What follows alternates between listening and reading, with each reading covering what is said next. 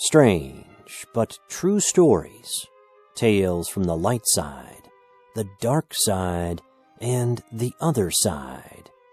I'm Steve White. A message from another world. Many of us have seen Steven Spielberg's 1977 classic movie, Close Encounters of the Third Kind, starring Richard Dreyfuss and Terry Garr, in which aliens make contact and communicate with a select few here on Earth. But have you ever heard of Close Encounters of the Fifth Kind?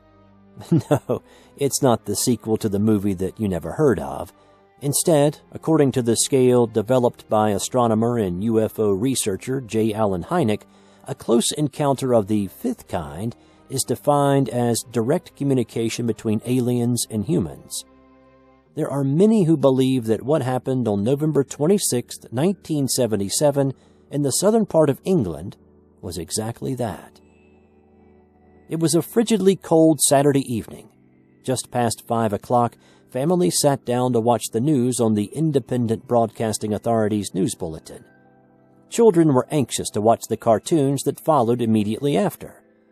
At 10 minutes after 5, while presenter Andrew Gardner read about conflict in Rhodesia, the signal was interrupted by an unusual source. The broadcast copies from that day are a little scratchy and can be tough to listen to in places, so the following is my reading of the transcript.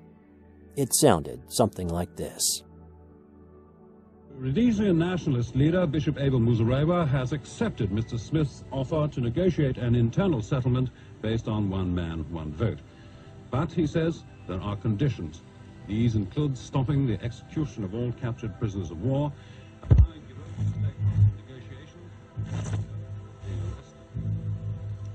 In Australia, Mr. Kerry Packer's cricketers are still pleading this week's High Court decision. This is the voice of Vrillon, a representative of the Ashtar Galactic Command, speaking to you.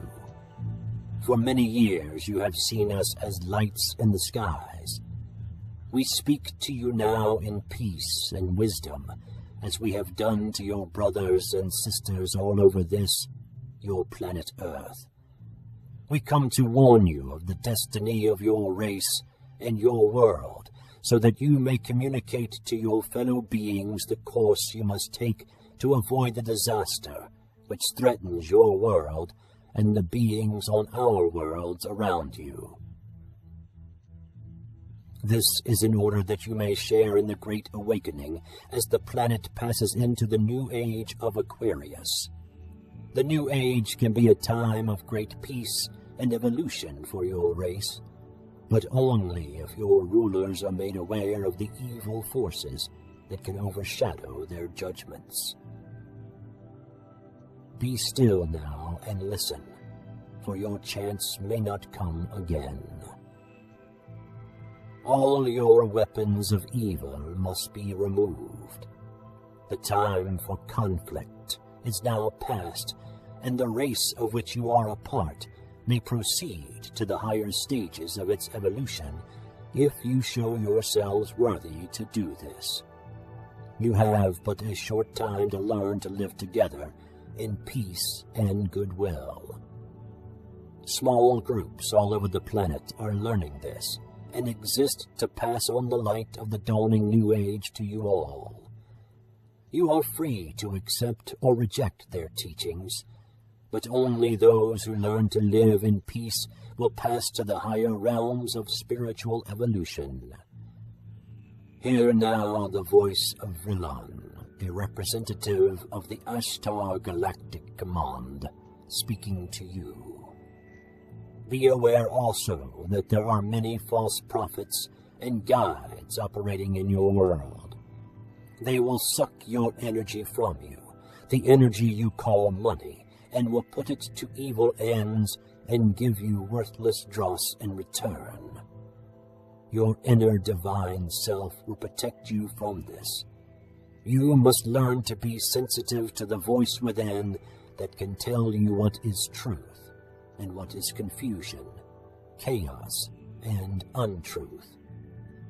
Learn to listen to the voice of truth which is within you, and you will lead yourselves onto the path of evolution. This is our message to our dear friends. We have watched you growing for many years, as you too have watched our lights in your skies.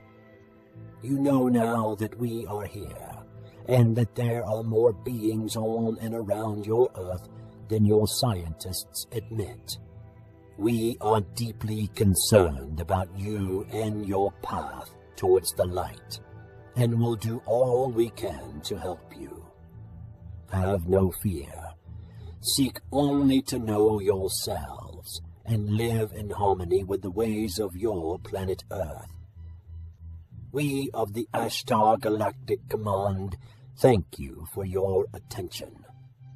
We are now leaving the plane of your existence. May you be blessed by the supreme love and truth of the cosmos. And after about 6 minutes, the message ended. The signal was turned back to the IBA, and a Looney Tunes cartoon appeared on the screen. So, was this a hoax? Many say absolutely, first pointing to the reference to the Age of Aquarius, which not only was a period of really great music, but is also very Earth-centric, and not exactly of universal concern. Secondly, if an alien presence had the technology for interstellar travel and the power to take over a television signal, then why not do it all through Europe, or globally, instead of a small portion of England? The television signal being broadcast was UHF, or an ultra-high-frequency radio signal. 5 towers were reported to have been taken over by a powerful signal broadcasting on the same frequency near Hannington. However, nobody has ever come forward to take credit for the transmission. It's understandable that they wouldn't do it immediately after, with heavy fines and jail as certain consequences to their actions.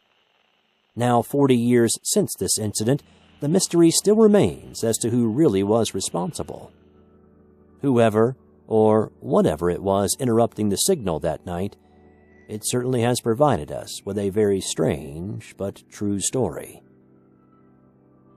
Have you had contact with aliens? Do you have a strange occurrence that you would like to share with us? We would love to hear about it. Send us an email to strangebutTrueStories2@gmail.com. Let us know what you thought of this story in the comments below, and subscribe if you haven't already. Thanks to those who have. It's greatly appreciated. I'm Steve White. Thanks for watching. Until next time.